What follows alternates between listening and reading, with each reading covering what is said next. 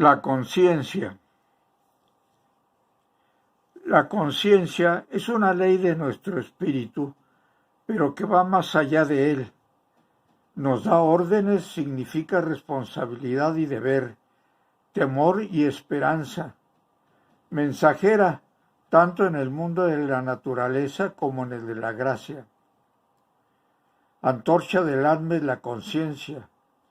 Si está bien formada, el hombre puede caminar hacia Dios. Si la conciencia se deforma, el hombre se queda a oscuras, se desorienta y cae. La conciencia es el medio por el cual se puede conocer qué cosa es el bien en un determinado lugar y momento.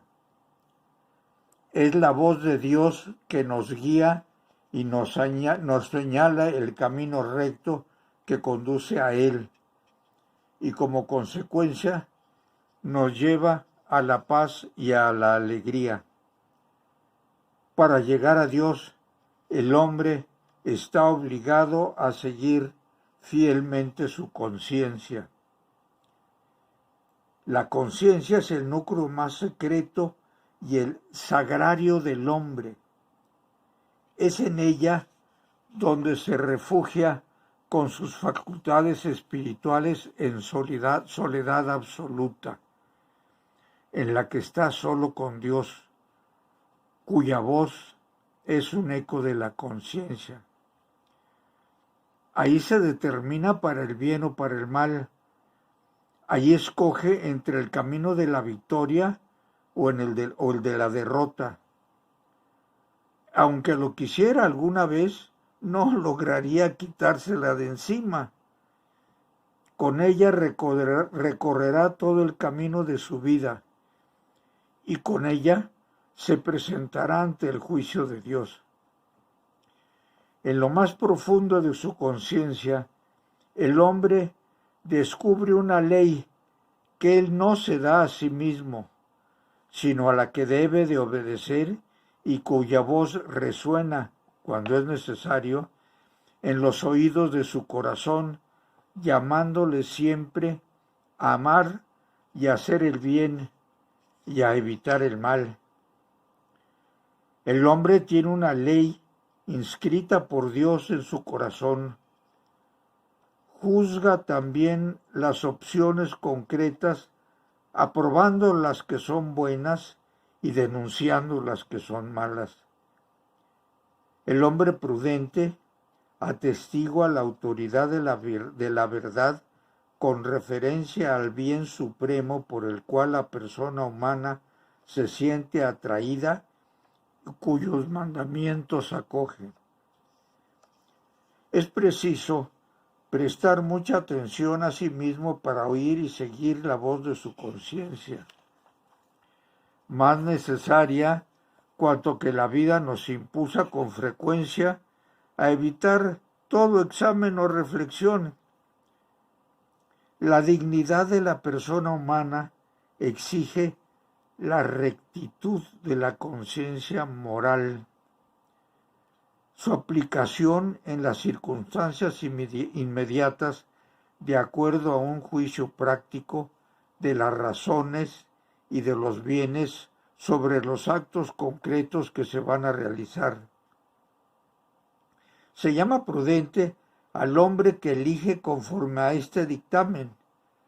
La conciencia hace posible asumir la responsabilidad de los actos realizados. El don de consejo perfecciona la virtud de la prudencia y es una gran ayuda para mantener una conciencia recta. El veredicto del dictamen de la conciencia constituye una garantía de esperanza y misericordia, al hacer patente la falta cometida. Nos recuerda el perdón que se ha de pedir, el bien que se ha de practicar y cultivar, la virtud necesaria con la gracia de Dios. El hombre tiene el derecho de actuar de acuerdo a su conciencia y con absoluta libertad a fin de tomar personalmente las decisiones morales. No está obligado a actuar en contra de su conciencia, ni se le debe impedir que actúe según su conciencia, sobre todo en materia religiosa. Una conciencia bien formada es recta y veraz. Formula sus juicios según la razón, conforme al bien verdadero querido por la sabiduría del Creador. Hay que formar la conciencia para esclarecer el juicio moral. La educación de la misma es una tarea de toda la vida. Garantiza la libertad y engendra la paz del corazón. Cada cual debe poner los medios para formar rectamente su conciencia. Todo hombre está obligado a formarse una recta conciencia, adquiriendo la ciencia moral de vida y luchando por vivir las virtudes morales. Son los dos aspectos, doctrina y vida, de la formación de la conciencia. Y porque sea verdaderamente la voz de Dios la que oímos en lo más íntimo de nuestro ser, hemos de escuchar, en primer lugar, los criterios doctrinales de la Iglesia en materias de fe y costumbres. El alma que no quiere reconocer sus faltas, que busca una excusa a sus descaminos, añade la sordera a la ceguedad. No quiere escuchar la voz de Dios que se insinúa, porque le obligaría a rectificar. La conciencia se queda sin la luz de Dios en su actuar y en su caminar. Es necesario, por tanto, esforzarse por corregir la conciencia. 3 son las normas generales que debe de seguir siempre la conciencia. Primero, nunca está permitido hacer el mal para obtener un bien.